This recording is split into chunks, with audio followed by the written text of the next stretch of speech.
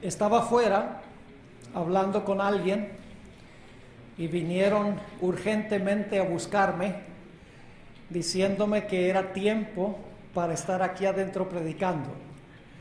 Así que rápidamente vine y aquí estamos para estudiar un tema muy importante. Creo que el hermano Spencer ya les dijo sobre qué voy a hablar. ¿Le dijiste? Ok. Vamos a tener una palabra de oración y entonces vamos a estudiar la palabra de Dios. Padre Celestial, gracias te damos una vez más por el privilegio de estudiar un tema de mucha importancia para este tiempo. Pedimos, Señor, la presencia de tu Espíritu Santo. Te ruego que quites de nuestro corazón cualquier obstáculo y que podamos solamente escuchar tu voz y estemos dispuestos y dispuestas de cumplir con lo que tú nos dices en tu palabra. Sabemos que tú estarás con nosotros porque has prometido que cuando venimos con fe, tú te haces presente en nuestro medio. Así que pedimos tu presencia y tu bendición. En el precioso nombre de Jesús lo pedimos. Amén. Uno de los temas más controversiales en la iglesia adventista de la actualidad es el tema sobre la música. En realidad, en Norteamérica, donde vivo yo, es muy común encontrar iglesias que tienen dos cultos los sábados por la mañana. El primer culto generalmente es para los de la antigua guardia de la iglesia, para la gente, para los adultos, para los mayores. Y en este culto se cantan los himnos tradicionales del himnario adventista. Luego, en el segundo culto, se tiene un servicio contemporáneo. Y en el servicio contemporáneo se usan tambores y se usan guitarras y se cantan los himnos más recientes, se cantan coritos de alabanza que han sido compuestos mayormente por pentecostales y por evangélicos.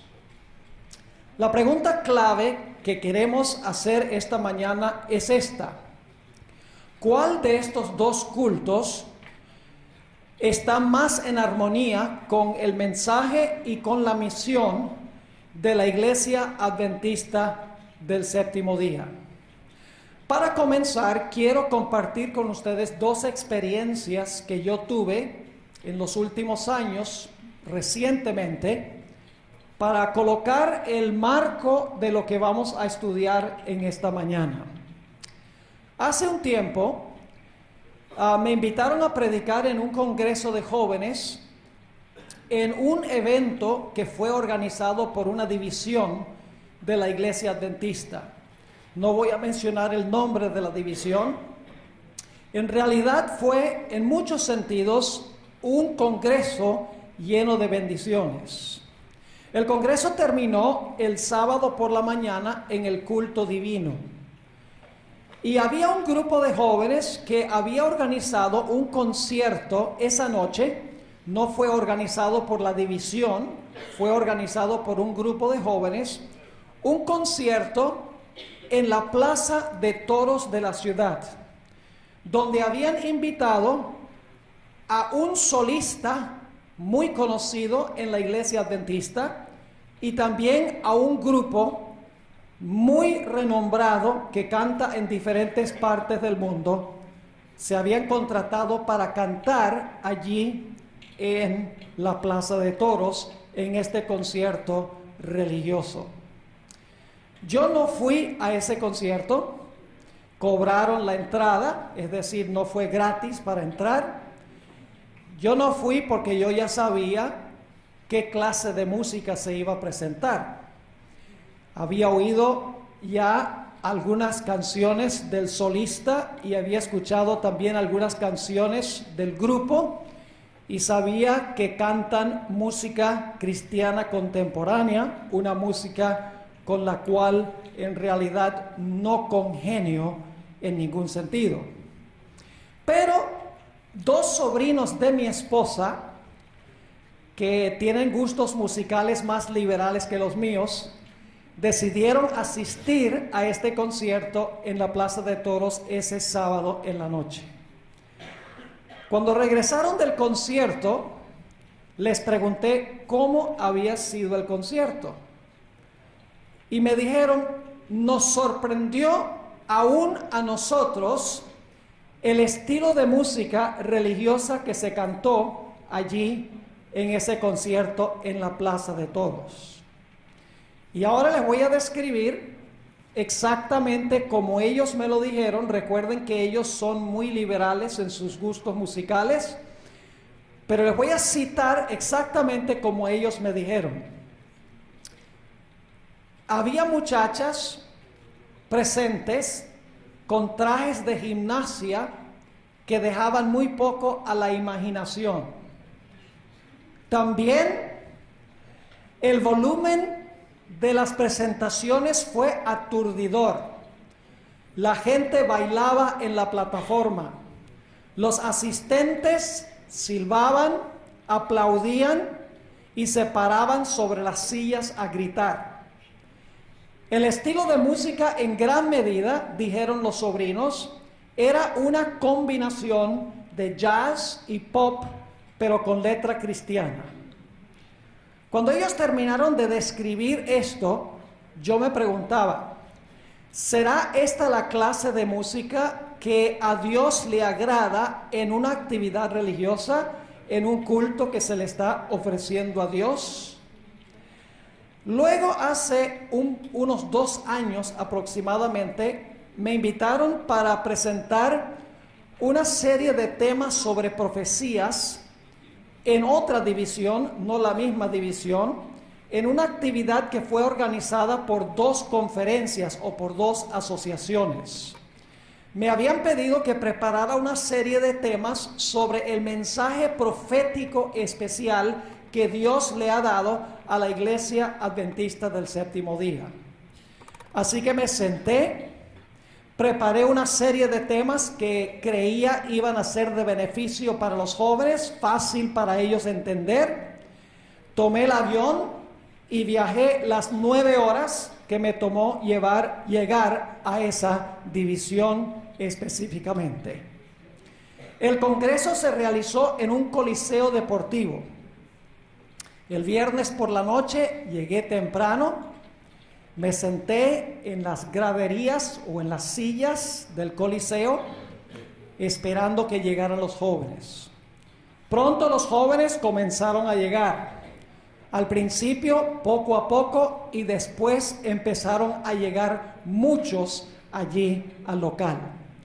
Pronto, el coliseo deportivo se llenó completamente de jóvenes. Yo calculo que había presente allí entre 1,000 y 1,200 jóvenes de estas 2 asociaciones. Cuando estaba sentado allí, estaba pensando qué gran bendición tener tantos jóvenes reunidos en un lugar. Qué gran oportunidad nos da Dios a nosotros de compartir el mensaje especial de la Iglesia Adventista para este tiempo, nuestro mensaje profético especial. Pero cuando comenzó el programa, mis expectativas quedaron chasqueadas y mi entusiasmo quedó completamente desinflado. Al comienzo del programa, salió un grupo de alabanza para cantar. En la plataforma había un sintetizador y había también algunas guitarras eléctricas. Salió un grupo de jóvenes vestidos en blue jeans y en camisetas a cantar coritos de alabanza a todo volumen con una música sincopada y repetitiva del sintetizador. En la plataforma tenían luces que oscilaban en el techo y sobre el público. y tenía una máquina que escupía humo que llenaba la plataforma como de una neblina. Los jóvenes que estaban presentes bailaban, silbaban, aplaudían, se meneaban de un lado a otro. Muchos de los jóvenes ni siquiera estaban prestando atención a lo que se estaba haciendo. Más bien hablaban, se reían, se abrazaban y se meneaban. Por si acaso alguna persona cree que estoy exagerando lo que sucedió, tomé un video de esa actividad que aún tengo en mi poder. El culto de alabanza duró más de 1 hora. Los ánimos de los jóvenes estaban completamente alterados y se mostraban muy poco inclinados a estudiar la palabra de Dios. Finalmente, cerca de las 9 de la noche, vino el pastor encargado del programa y me dijo: pastor, ahora le toca predicar a usted. Pero como son las 9, queda poco tiempo. Así que por favor abrevie su tema lo más posible. Yo le miré y le dije: pastor, yo preparé una serie de temas especiales para este congreso. Oré y creo que Dios me ha dado esos mensajes. Pero son mensajes que no puedo presentar en 15 o 20 minutos. Me dijo: bueno, pastor, lo que pasa es que hay que entregar el Coliseo a las 9:30 y por lo tanto haga lo posible por terminar. Así que en ese momento decidí cambiar el temario que iba a presentar y decidí presentar una serie de temas distintos porque era imposible presentar la serie profética en la cantidad de tiempo que me estaban dando. Además de eso, los jóvenes no estaban en una condición como para desear escuchar la palabra de Dios.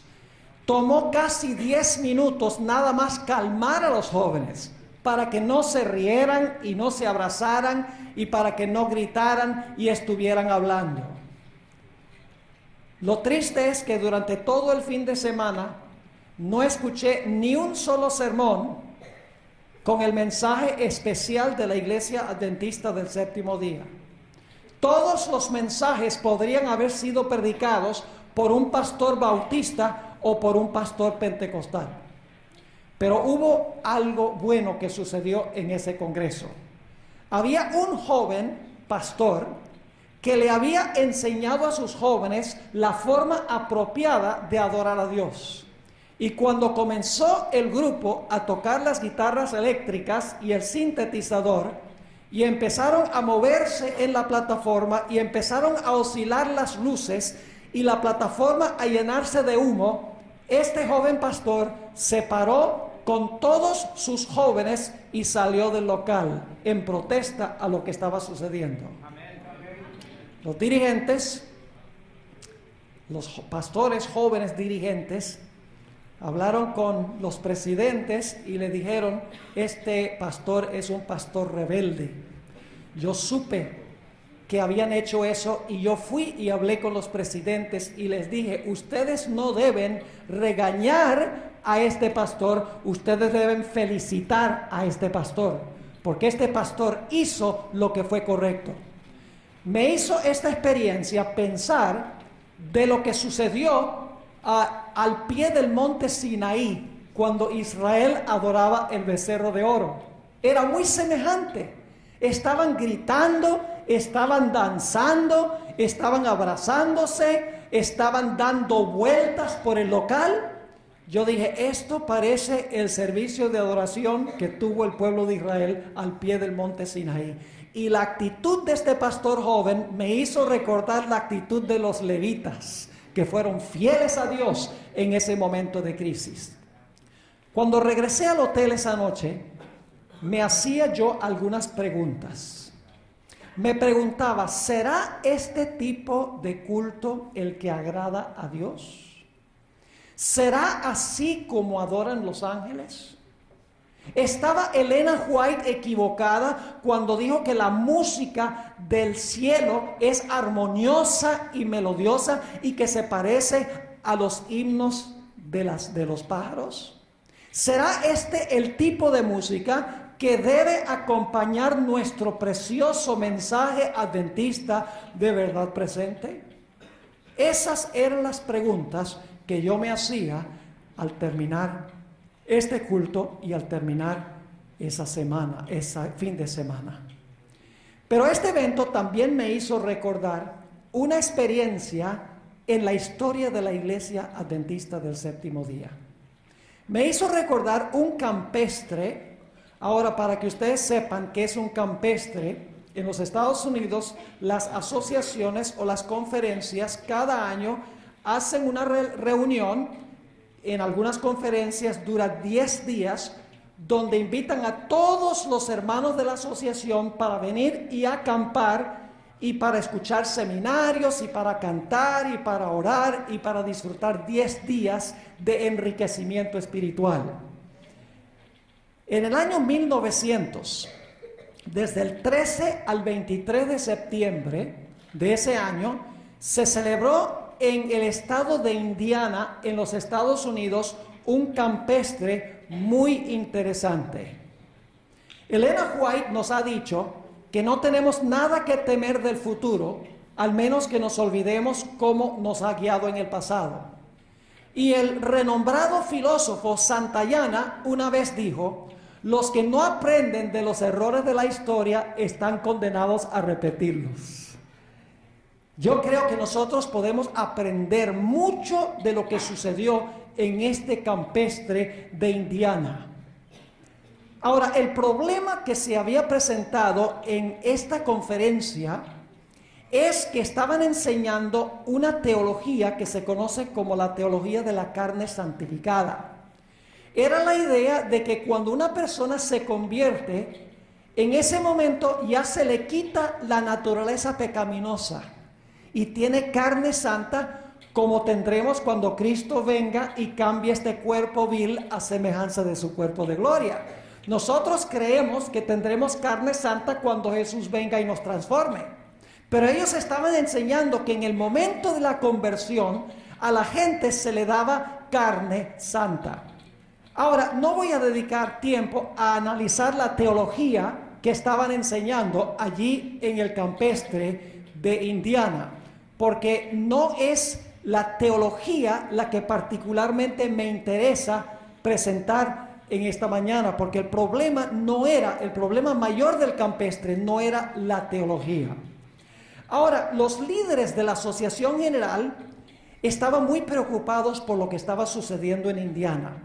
Ellos habían escuchado rumores de que en esta asociación, recuerden que esto no está pasando en una iglesia, ni está pasando en un grupo de iglesias, está pasando en todo un estado de los Estados Unidos, en toda una asociación o conferencia. Estaban muy preocupados nuestros dirigentes de la conferencia general.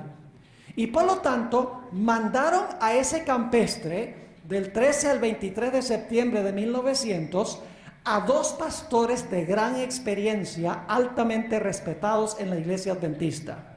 Los nombres de esos dos pastores eran A.J. Breed y el pastor Stephen Haskell.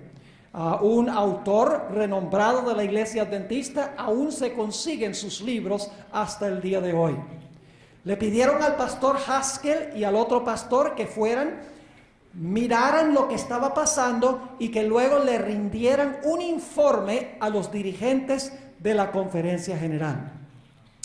El pastor Breed y el pastor Haskell asistieron, y solamente 2 días después de terminar el campestre, el pastor Haskell le escribió a Elena G. White una descripción de los instrumentos que se usaron allí.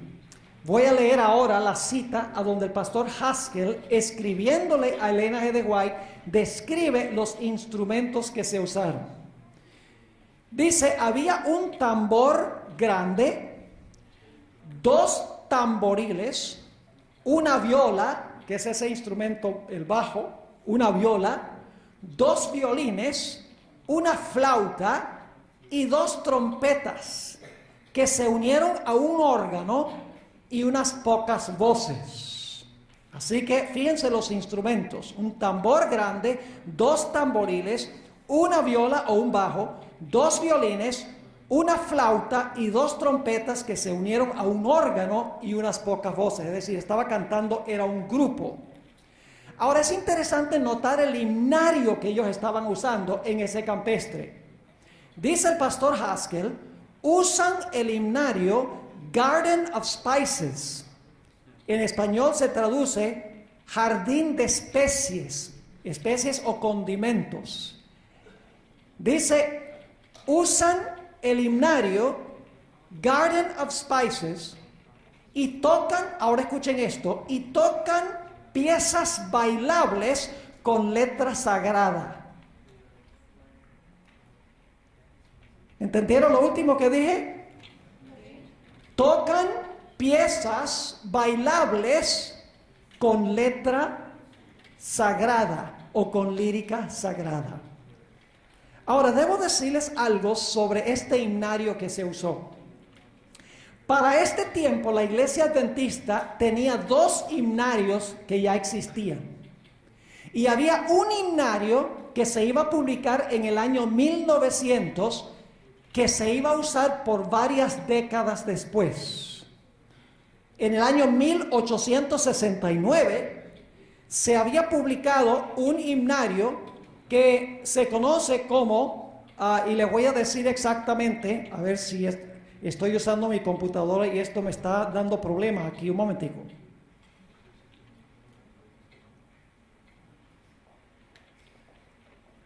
Saben que a veces las computadoras son problemáticas, ¿verdad?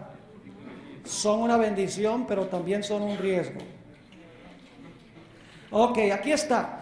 En 1869 se había publicado un himnario en la iglesia adventista y les voy a decir cuál es el nombre. El nombre es Himnos y Cantos para los que guardan los mandamientos de Dios y la fe de Jesús. ¿Cómo les parece el nombre del himnario? En el año 1886 se había publicado un himnario que llevaba como título Libro de Himnos y Cantos de la Iglesia Adventista del Séptimo Día. Y en el año 1900, como les mencioné, estaba casi por publicarse el libro de Frank Belden, uno de los grandes himnólogos de la Iglesia Adventista. Estaba por salir el himnario que se llama Christ in Song, Cristo en el canto. ¿Por qué no se usaron estos himnarios? ¿Por qué se usó un himnario que no era adventista y que tenía mayormente coritos de alabanza carismáticos y pentecostales? Posiblemente porque los líderes de la conferencia pensaban que los himnos antiguos eran aburridos y estaban pasados de moda y había que cantar himnos más contemporáneos. Ahora, el pastor Haskell añadió el siguiente comentario en una carta que le escribió a Elena G. de White. Este comentario es muy importante. Se lo escribió solo 2 días después del campestre. Y eso lo menciono porque los eventos estaban frescos en su mente. No está escribiendo varios años después. Está escribiendo 2 días después a Elena G. de White. Y fíjense lo que dijo el pastor Haskell el 25 de septiembre del año 1900 en cuanto a estas reuniones en Indiana. Dice, de hecho, su reunión de reavivamiento es sencillamente una copia exacta del método que emplea el ejército de la salvación. Voy a leer eso otra vez porque ahora vamos a dedicar un poco de tiempo a este punto específico.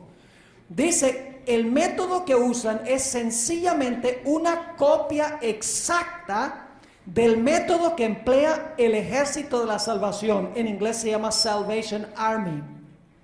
¿Cuántos han oído hablar del Salvation Army, el ejército de la salvación? Los que han estado en Estados Unidos en tiempo de Navidad son los que tocan la campanita enfrente de los almacenes pidiendo donativos. Ahora fíjense lo que sigue diciendo en cuanto al volumen. Dice ella, Y cuando entonan las notas más elevadas, no se puede escuchar ni una sola palabra que entona la congregación. Es más, no se puede escuchar nada en absoluto, al menos que sean los chillidos de aquellos que están medio desquiciados. La palabra desquiciado significa locos. No creo que esté exagerando todo lo que vi. Ahora, es interesante que el pastor Haskell haya dicho que el estilo de culto en el campestre de Indiana era una copia exacta, esas son sus palabras, una copia exacta del culto que celebraba el Ejército de la Salvación. Y por lo tanto nos preguntamos, ¿cómo era que adoraba el Ejército de la Salvación? Que es una denominación religiosa que existe todavía hoy en los Estados Unidos y en algunas partes del mundo. Fui a la página web del Ejército de la Salvación para ver qué enseñan ellos en cuanto a la música, cómo se debe escoger la música de adoración. Y ahora les voy a citar lo que ellos dicen en su página web. La tradición musical del ejército es la de usar la música popular del día para alcanzar a la gente para Cristo. ¿Entendieron lo que dice? Sí. El mismo Ejército de la Salvación dice, nosotros usamos la música popular del día para alcanzar a la gente para Cristo. Y saben, hay varios conjuntos musicales de música contemporánea cristiana que usan rock y que usan blues y que usan música pop, que han salido del Ejército de la Salvación y que cantan en diferentes partes del mundo. Algunos nombres son los Joy Strings, los Insiders, los Lads, los Electrolyte y los Say Tunes.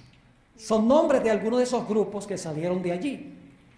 Ahora, no solamente es interesante que usaron el himnario de matiz pentecostal y carismático, no solamente copiaban el estilo de culto del Ejército de la Salvación, que ya vimos que el Ejército de la Salvación usa música secular y entonces le pone letras sagradas para alcanzar a la gente, sino que me puse a investigar también en cuanto al fundador del Ejército de la Salvación. Y descubrí algunas cosas muy interesantes en cuanto a quien fundó esta denominación. El fundador se llama William Booth. Por un tiempo William Booth fue un pastor metodista, pero luego abandonó la iglesia metodista como pastor y formó lo que hoy es el Ejército de la Salvación. Es interesante que William Booth, y tengo varias citas que no las voy a leer, William Booth dice que varios espíritus de los difuntos venían a hablar con él. Él decía que cuando estaba acostado en su cama, el espíritu de su esposa muerta era el que más se le aparecía y le hablaba mientras estaba acostado en su cama. El fundador del Ejército de la Salvación. Por eso no debe sorprendernos que la hermana White haya dicho que ahí en el campestre de Indiana estaban presentes demonios disfrazados como seres humanos y que había un espíritu satánico allí, porque la música que se estaba usando era la misma música del Ejército de la Salvación y William Booth estaba profundamente inmiscuido en el espiritismo. Pero la hermana White tiene otras cosas que decir en cuanto al Ejército de la Salvación. Ella dice que el Ejército de la Salvación pisoteaba la ley de Dios. Saben que alrededor del año 1888 en los Estados Unidos casi se proclama una ley dominical nacional. Posiblemente ustedes no conocen la historia, pero en ese tiempo se estaba agitando el asunto en el Senado de los Estados Unidos. Había un senador y otros que querían que hubiese una ley dominical nacional. Finalmente no se implementó porque el pastor A.T. Jones, uno de los pioneros de la iglesia adventista, fue y testificó ante esa comisión del Senado. Sus argumentos fueron poderosos y no pasó la ley dominical. Pero ¿saben ustedes que el Ejército de la Salvación fue una de las denominaciones que patrocinó fuertemente esta ley dominical.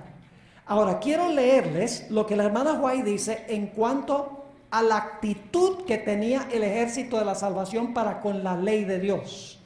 Dice lo siguiente: siguen sus propias impresiones y afirman que el Espíritu Santo les enseña.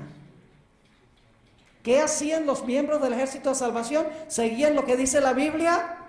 No, siguen sus propias impresiones y afirman que el Espíritu Santo les enseña. Y como los fanáticos que inquietaban a Lutero, colocan sus impresiones por encima de la palabra de Dios escrita, mientras que pisotean la ley divina, porque sus corazones no están en armonía con sus principios. Siguen sus propias impresiones, sus propios sentimientos, y no siguen la palabra de Dios, dice ella, y de esta manera pisoteaban la santa ley de Dios. Pero esto no es todo. Es interesante también notar los métodos evangelísticos que usaba el ejército de la salvación para alcanzar a la gente. No solamente usaba la música secular, le ponía palabras sagradas con el fin de atraer a la gente secular, sino que también usaban otros métodos evangelísticos muy cuestionables. Por ejemplo, usaban payasos para presentar el mensaje del evangelio. Usaban métodos que ellos atención, hay que contextualizar el mensaje. Es interesante notar lo que la hermana White dijo sobre este método, por ejemplo, de usar payasos. Era solo uno de los métodos evangelísticos, usar payasos para proclamar el evangelio. Dice ella: debemos estudiar métodos por medio de los cuales podamos predicarle el evangelio a los pobres y desamparados de la humanidad. Pero que no piense ninguno que Dios aprueba de un método a donde se requiere que un hombre juegue las veces de payaso o que actúe como uno que ha perdido su sano juicio. Tales métodos son completamente innecesarios e inapropiados. La hermana White continúa diciendo lo siguiente: entre los que laboran, los que trabajan en el ejército de la salvación, hay aquellos que han empleado estos métodos. Pero es más necesario que estudien y prediquen la palabra de Dios que actuar de una forma sensacional a fin de atraer la atención de la gente. Es la palabra de Dios como cadena áurea y fuerte que vincula a los hombres con Dios y los coloca a donde pueden aprender del gran maestro. Es la palabra de Dios la que prueba el carácter. Dios tiene almas preciosas y conscientes que se han unido al ejército de la salvación, pero ellos necesitan progresar y recibir otras verdades más elevadas de la palabra de Dios. Es decir, la hermana White dice que lo que necesitaba el ejército de la salvación era proclamar las verdades de la palabra de Dios. No seguir sus impresiones, no usar métodos sensacionales con el fin de atraer a la gente a la iglesia. Ella dice que la predicación de la palabra de Dios con el poder del Espíritu Santo trae convicción a las almas sin tener que usar estos métodos seculares. La hermana White describió el cristianismo superficial del ejército de la salvación con las siguientes palabras. Dice: allí vemos al ejército de la salvación con su banda de la santidad. Así se llamaba la banda que tocaba los instrumentos. Dice: allí vemos al ejército de la salvación con su banda de la santidad y su cristianismo barato que complace a la gente. Fíjense, cristianismo ¿qué? Barato. ¿Y por qué es barato? Que complace a la gente porque no tienen que luchar contra el pecado. Presentan un cristianismo superficial. ¿Podemos aprender algo del método de adoración que usaba el ejército de la salvación y que se estaba usando e implementando en este campestre? Yo creo que sí. Ahora, la hermana White, cuando recibió el informe del pastor Haskell, escribió un testimonio sobre este tipo de culto o este tipo de adoración.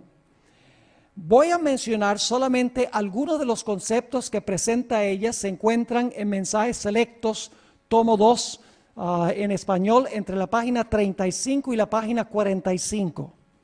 Es interesante, algunas personas dicen, y ustedes van a escuchar esto, dicen, no, lo que la hermana White criticó no fue la música ni el estilo de culto. La hermana White lo que criticó fue la teología de la carne santificada. Ella criticó fue la teología. Ella no criticó el estilo de adoración o el estilo musical. Los que dicen esto o no han leído lo que escribió la hermana White, o sencillamente son deshonestos en su análisis de lo que la hermana White dice. Porque la hermana White claramente presenta problemas con el estilo de culto, con el estilo y la clase de música y el tipo de instrumentos y cómo se usaron esos instrumentos. Ahora yo quiero leerles algunas de esas citas que encontramos en esas páginas para que ustedes vean que ella no solamente está hablando de la teología falsa que se estaba enseñando, sino que ella está hablando de el tipo de culto, apelando a los sentimientos, apelando a las emociones, no predicando mucho la palabra, teniendo mucha música preliminar, etc. Dice ella, el Espíritu Santo nunca se manifiesta en esta forma. Recuerden que está hablando de las reuniones del año 1900, no está hablando de la teología. Dice, el Espíritu Santo nunca se manifiesta en esta forma mediante ese ruido desconcertante. Fíjense, no tiene que ver con teología, sino que tiene que ver con ¿qué? Con ruido que apela al oído. Sigue diciendo, ¿por qué Satanás implementó esta clase de música? Escuchen lo que dice. Esto constituye una invención de Satanás para ocultar sus ingeniosos métodos que tienen como propósito tornar ineficaz la pura, sincera, elevadora, ennoblecedora y santificadora verdad para este tiempo. Es decir, estaban sustituyendo la música en lugar de la verdad presente, porque cuando la hermana White dice la verdad para este tiempo, ella está hablando de la verdad presente. Está hablando de lo que está haciendo Jesús ahora en el santuario celestial. Si ustedes quieren saber qué es verdad presente, es muy sencillo. Lo único que tienen que hacer es descubrir a dónde está Jesús hoy y qué es lo que está haciendo, y eso es verdad presente. La verdad presente, cuando Jesús vino a esta tierra para vivir su vida perfecta, la presentó Juan. He aquí el Cordero de Dios que quita el pecado del mundo, el Cordero Inmaculado. Cuando Jesús fue a la cruz, la verdad presente era que Jesús había muerto por los pecados. Cuando Jesús ascendió al cielo, el mensaje era que Jesús ahora estaba aplicando los beneficios de su vida y su muerte, estaba como intercesor y como abogado. Pero Jesús hoy no está en el lugar santo, Jesús está en el lugar santísimo.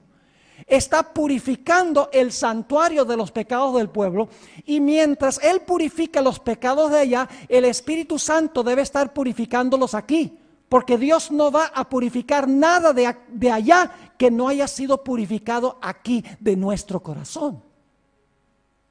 Y cuando entramos al lugar santísimo, descubrimos las verdades especiales de la iglesia adventista.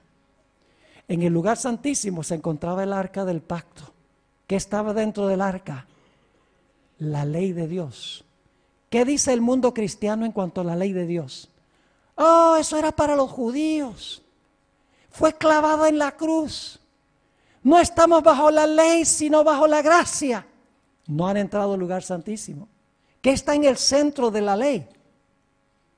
A ver, ¿qué está en el centro de la ley? El sábado. ¿Qué dice el mundo cristiano en cuanto al sábado? Fue cambiado.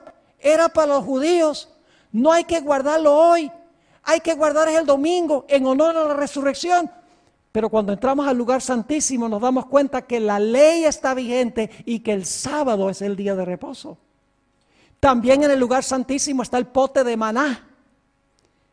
a través del cual Dios quiso enseñar no solo la importancia del sábado, sino también la importancia de una vida saludable. Dios les quitó la carne y les dio maná. Es decir, en el arca también se enseña el mensaje de la reforma pro salud. Se menciona allí también el juicio, porque el gran día de expiación en el lugar santísimo se realizaba allí en el arca del pacto. Es decir, el mensaje del juicio es un mensaje del lugar santísimo.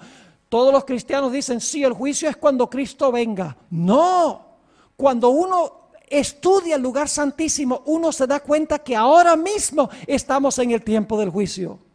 Podría mostrarles que todas las verdades especiales de la iglesia adventista del séptimo día se encuentran encerradas en el lugar santísimo del santuario. Y la hermana White dice que eso es lo que Satanás quería anular, poniendo la música para que la gente no tuviera interés en escuchar el mensaje de la verdad presente. Leo otra vez, el Espíritu Santo nunca se manifiesta en esta forma, mediante ese ruido desconcertante. Esto constituye una invención de Satanás para ocultar sus ingeniosos métodos destinados a tornar ineficaz la pura, sincera, elevadora, ennoblecedora y santificadora verdad para este tiempo. Es mejor no mezclar nunca el culto de Dios con música. ¿Está hablando de la teología o de la música? De la música, jóvenes. Dice, es mejor no mezclar nunca el culto de Dios con música que utilizar instrumentos musicales para realizar la obra que en enero pasado se me mostró que tendría lugar en nuestras reuniones de reavivamiento. Dios le mostró a ella que esto iba a suceder en nuestras propias reuniones de reavivamiento, y lo estamos viendo en la iglesia adventista hoy, tristemente. Ahora debo decirles que esta es la iglesia de Dios. La iglesia adventista es la iglesia que Dios ha escogido. No estoy criticando a la iglesia diciendo, no, ya no es la iglesia de Dios, hay que salirse de la iglesia. No, no, esta es la iglesia que Dios ha escogido. Pero hay ciertas cosas que hay que corregir dentro de la iglesia. Sigue diciendo la sierva del Señor. Escuchen esto. La verdad para este tiempo no necesita nada de eso para convertir a las almas. No necesita música, ni ruido, ni baile, ni saltos para convertir a la gente. Sigue diciendo ella, el ruido desconcertante, fíjese, otra vez es el ruido, no tiene que ver con la teología. Dice, el ruido desconcertante aturde los sentidos y desnaturaliza aquello que si se condujera en la forma de vida, fíjense, no es la teología, es la forma. Dice, si se condujera en la forma de vida, sería una bendición. El influjo de los instrumentos satánicos se une con el estrépito y el vocerío, con lo cual resulta un carnaval, y a esto se le denomina la obra del Espíritu Santo. Y luego dice, no debería estimularse esta clase de culto, no la teología, esta clase de culto, dice ella. Y luego sigue diciendo, no resumiré toda la historia porque es demasiado penosa, pero en enero pasado el Señor me mostró, escuchen bien, el Señor me mostró que en nuestras reuniones de reavivamiento se introducirían teorías y métodos erróneos, y que se repetiría la historia pasada. Dice ella, me sentí angustiada. Se me instruyó para que dijera que en esas demostraciones estaban presentes demonios en forma humana que trabajaban con todo el ingenio que Satanás puede emplear. Escuchen cuál es el propósito de Satanás. Que Satanás puede emplear para hacer que la verdad resulte odiosa para las personas sensibles. Debía decir además que el enemigo estaba tratando de disponer las cosas de tal modo que las reuniones de reavivamiento, que han sido el medio de presentar la verdad del tercer ángel ante las multitudes, lleguen a perder su fuerza y su influencia. Sigue diciendo, el Espíritu Santo no tiene nada que ver con este desorden perturbador. Fíjese, otra vez no es la teología, es el desorden.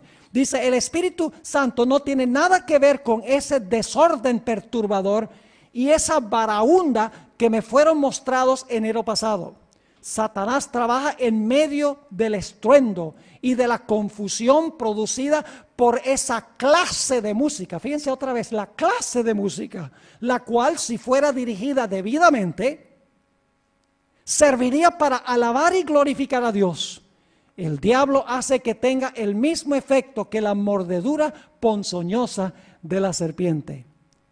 Saben que la hermana White al terminar este capítulo nos dice que lo mismo que sucedió en Indiana se iba a ver en la iglesia adventista poco antes de cerrarse la puerta de la gracia. Leo esa cita, dice ella, al pastor Haskell, porque le está escribiendo a él a base de lo que él le escribió a ella. Dice, esas mismas cosas que habéis explicado que ocurrían en Indiana, el Señor me ha mostrado que volverían a ocurrir justamente antes de la terminación del tiempo de gracia. Debemos estar muy cerca del cierre de la gracia nosotros. Sigue diciendo, se manifestará toda clase de cosas extrañas.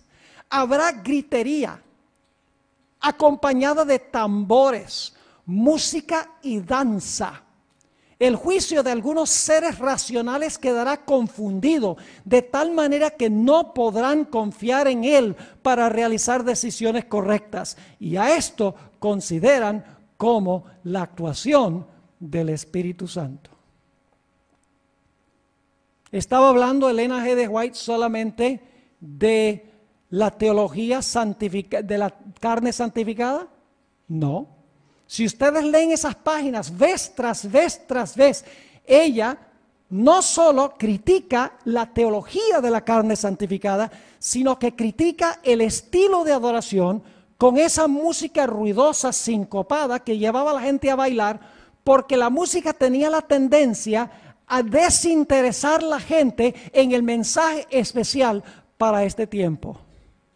Ahora, una vez yo hablaba con un compañero que tiene gustos musicales mucho más liberales que los míos, y él me decía, tú dices que la predicación de la palabra debe ser central en el culto. Tú dices que la alabanza, sí debe haber alabanza, pero que el sermón debe ocupar la parte central del culto. Y luego me dijo, pero en todas las escenas de adoración en Apocalipsis, lo que hacen los seres celestiales es alabar. Me dijo, ¿dónde encuentras tú en la Biblia que en el santuario celestial se esté predicando un sermón? Y saben que cuando me dijo eso, me dejó pensativo. Y en ese momento no le pude responder. Dije, tengo que ir a la Biblia y tengo que examinar esas escenas de adoración para ver si hay algo que acompaña la adoración, si hay algún sermón. Y busqué allí en las escenas de adoración celestial, hay varias en el libro de Apocalipsis, y no encontraba ningún sermón, encontraba solamente alabanza. Pero luego, estudiando un poquito más, descubrí algo muy interesante que quiero compartir con ustedes. Ahora, no voy a leer todos los textos porque ya el tiempo se ha ido, nos quedan nada más 5 minutos, pero les voy a mencionar nada más los eventos. En el libro de Apocalipsis, los himnos que se cantan no son sencillamente himnos que se cantan por cantar. Cada himno tiene una motivación histórica. Es decir, hay un evento que se realizó que lleva al cielo a cantar el himno que tiene que ver con ese evento. Es decir, el evento es el sermón. Y el himno se canta para celebrar el evento. Ahora, lo que nosotros hacemos hoy es que ya los eventos bíblicos ocurrieron. Nosotros sencillamente hoy predicamos en cuanto al evento que menciona la Biblia y luego entonces cantamos himnos que tienen que ver con el evento. Ahora quiero compartir con ustedes las escenas de adoración de Apocalipsis para que ustedes vean que cada vez que sucede un evento histórico, que es el sermón, cada vez que hay algo que sucede en el plan de la salvación, que es el sermón, por así decirlo, entonces el cielo canta un himno que tiene que ver con eso. Es decir, el himno apoya al sermón, el himno no toma el lugar del sermón. El primer ejemplo lo encontramos en Apocalipsis 4:11. Antes de que Jesús llegue al cielo, los seres celestiales están cantando en honor al que está sentado sobre el trono. Ustedes pueden leerlo, no voy a leer los textos porque no disponemos del tiempo, pero si ustedes leen Apocalipsis 4 y el versículo 11, ustedes van a encontrar que están alabando al que está sentado en el trono porque Él es el creador. En ese momento se está preparando el salón celestial para la llegada de Jesús. Jesús no ha llegado, no se menciona nada sobre la redención.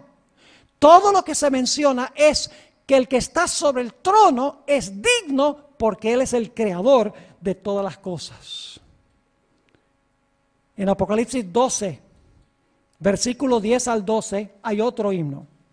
Es un himno que se cantó cuando el Señor Jesucristo venció a Satanás en la cruz del Calvario. Y voy a leerles nada más una porción, dice: entonces oí una gran voz en el cielo que decía, ahora están cantando porque Cristo venció en la cruz. Ahora ha venido la salvación y el poder y el reino de nuestro Dios y el poder de su Cristo, porque ha sido lanzado fuera el acusador de los hermanos, el cual los acusaba delante de nuestro Dios día y noche. Yo pregunto, ¿ese himno está celebrando algo que pasó? Claro que sí. El himno es el apoyo del evento histórico. El himno apoya, en otras palabras, el sermón. La siguiente escena es cuando Cristo llega al lugar santo del santuario. En el capítulo 4 está solo Dios el Padre, se canta un himno en honor al Creador. Cuando Cristo vence en la cruz, se canta en el cielo, el acusador de los hermanos ha sido lanzado fuera. Cuando Jesús en Apocalipsis 5 llega al cielo, a la presencia del Padre, ahora el himno que se canta es un himno en honor al Redentor. El que acaba de morir en la cruz del Calvario, ahora el himno se canta en honor a Él como el Redentor. Se está conmemorando el sermón que escribió Jesús cuando Él murió en la cruz como cordero inmolado. Dice, y cantaban un nuevo cántico diciendo: digno eres de tomar el libro y de abrir sus sellos, porque tú fuiste inmolado y con tu sangre nos has redimido para Dios de todo linaje y lengua y pueblo y nación, y nos has hecho para nuestro Dios reyes y sacerdotes, y reinaremos sobre la tierra. Y miré y oí la voz de muchos ángeles alrededor del trono y de los seres vivientes y de los ancianos, y su número eran millones de millones, que decían: el cordero que fue inmolado es digno de tomar el poder, las riquezas, la sabiduría, la fortaleza, la honra, la gloria y la alabanza. ¿Cuál es el tema central del himno? El cordero ha sido inmolado y ahora está siendo instalado como el sumo sacerdote. El himno apoya el evento histórico. El evento histórico es el sermón y el himno es el apoyo del sermón. Hay otro himno en Apocalipsis, la séptima trompeta. Es el momento cuando Cristo toma todos los reinos de la tierra. Es el momento cuando Jesús ahora llega a ser Rey de Reyes y Señor de Señores del planeta Tierra. Y fíjense que el himno refleja el evento histórico. Dice el séptimo ángel, eso es Apocalipsis 11, 15 al 17. Dice: el séptimo ángel tocó la trompeta y hubo grandes voces en el cielo que decían: los reinos del mundo han venido a ser de nuestro Señor y de su Cristo, y Él reinará por los siglos de los siglos. Yo pregunto, ¿el himno refleja el evento histórico que se realiza en ese momento? Claro que sí. Todos los himnos en el cielo reflejan el evento que está ocurriendo en ese momento. El evento es el sermón y el himno es escrito con el fin de apoyar el sermón. Y luego sigue diciendo: los 24 ancianos que estaban sentados delante de Dios en sus tronos se postraron sobre sus rostros y adoraron a Dios diciendo: Te damos gracias, Señor Dios Todopoderoso, el que eres y que eras y que has de venir, porque has tomado tu gran poder y has reinado. Fíjense nuevamente el énfasis del himno. Ahora tú has llegado a reinar. Cuando Dios juzgue finalmente a la gran ramera que ha perseguido al pueblo de Dios y que ha matado a muchos de los hijos de Dios, cuando Dios juzgue a esta gran ramera, se va a cantar un himno que describe el evento histórico y cómo Dios libró a su pueblo. En Apocalipsis, el capítulo 19 y el versículo 1 y 2, Apocalipsis 19, 1 y 2 dice: después de esto oí una gran voz de gran multitud en el cielo que decía: aleluya, salvación y honra y gloria y poder son del Señor Dios nuestro, porque sus juicios son verdaderos y justos, pues ha juzgado a la gran ramera que ha corrompido a la tierra con su fornicación y ha vengado la sangre de los siervos de la mano de ella. Pregunto, ¿el himno está reflejando el evento histórico? ¿Sí o no? Claro que sí. ¿Hay un sermón en la adoración celestial? Claro, es un sermón en vivo. Es el evento histórico el que es el sermón y se canta en armonía con ese evento histórico. El último ejemplo que quiero darles es cuando el pueblo de Dios esté finalmente dentro de la santa ciudad, la Nueva Jerusalén. Fíjense el himno que se va a cantar que tiene que ver con ese evento. Dice en Apocalipsis 21 y el versículo 2 al 4: y oí una gran voz del cielo que decía, Apocalipsis no 21 sino 22, dice: y oí una gran voz del cielo que decía, he aquí el tabernáculo de Dios con los hombres, y Él morará con ellos, y ellos serán su pueblo, y Dios mismo estará con ellos como su Dios.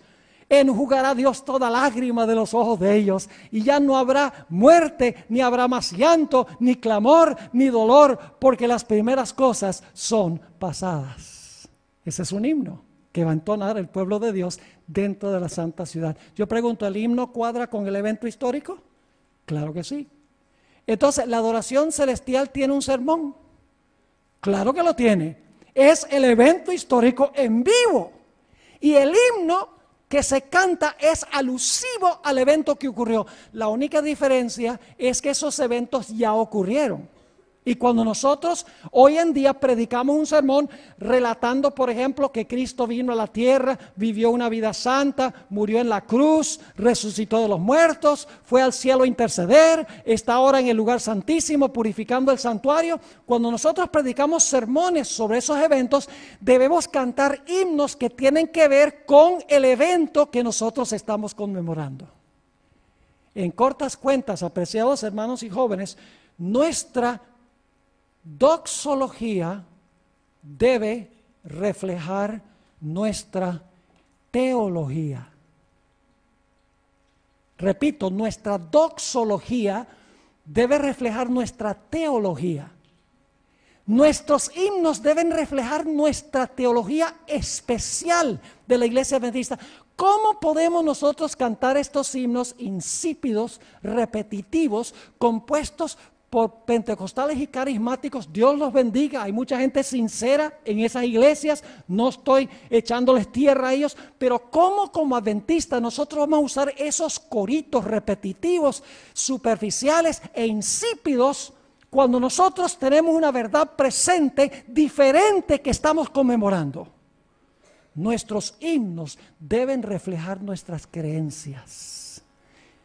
Y eso no está sucediendo en muchos lugares de la iglesia adventista hoy. Y saben que junto con la música esta, con tambores y con ruido y meneándose y danzando, la mayoría de las veces, si no todas, no se quiere decir nada de Elena G. de White.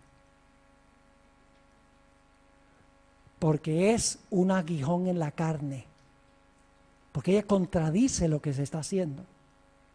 Y no se quiere mencionar tampoco las profecías de que el papado es la bestia. No menciones eso. Se pueden ofender. Y no se quiere poner en alto la ley y el sábado, porque estamos interesados es en que la gente se sienta cómoda en la iglesia. Es decir, con la música también se deprecia la verdad presente.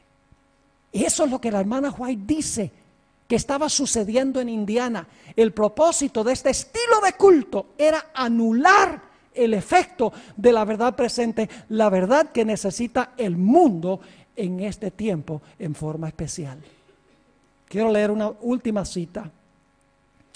El libro Evangelismo, página 371 y 72.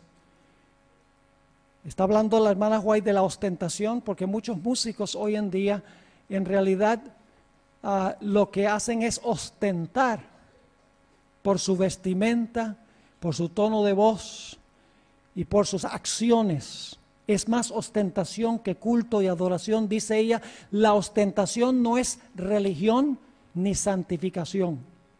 No hay nada más ofensivo a la vista de Dios que un despliegue de música instrumental cuando aquellos que toman parte no son consagrados, no tienen melodías en sus corazones para el Señor. La ofrenda más dulce y aceptable a la vista de Dios es un corazón que ha alcanzado la humildad al practicar la abnegación, el elevar la cruz y seguir a Jesús. Así debe ser nuestra música. La pregunta clave es: ¿aprenderemos nosotros del pasado? ¿O repetiremos los mismos errores del pasado por no prestar atención a las lecciones que Dios nos ha querido enseñar?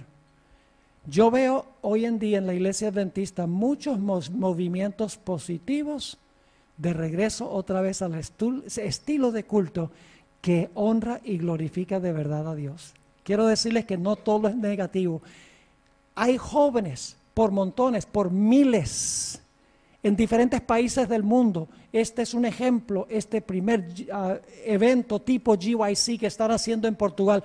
Jóvenes que quieren ponerse serios con el asunto del mensaje adventista, que quieren ir y predicar al mundo el mensaje especial, el mensaje de la verdad presente para este tiempo. Gente que ya no quiere jugar juegos, ya no quiere perder tiempo, ya no quiere entretener, sino que quiere proclamar el mensaje poderoso que el mundo necesita para preparar a un pueblo para la venida del Señor. Y yo los desafío, jóvenes y hermanos, los desafío para que ustedes mantengan en alto un culto de adoración que sea aceptable y que honre y glorifique de verdad a Dios. No permitan que entre ese estilo musical que está penetrando como una lepra en tantos círculos, no solo de la iglesia adventista, sino de la mayoría de las iglesias protestantes y evangélicas, con el fin de atraer una muchedumbre y llenar la iglesia, pero sin la respectiva santidad. Que Dios nos bendiga y que podamos siempre mantener en alto las normas que Dios ha establecido para la adoración a Él. Oremos. Padre, te damos gracias porque nos has dejado estas lecciones del pasado. Estamos seguros que no tenemos nada que temer del futuro, al menos que nos olvidemos cómo tú has guiado en el pasado. Ayúdanos, Señor, a aprender las lecciones.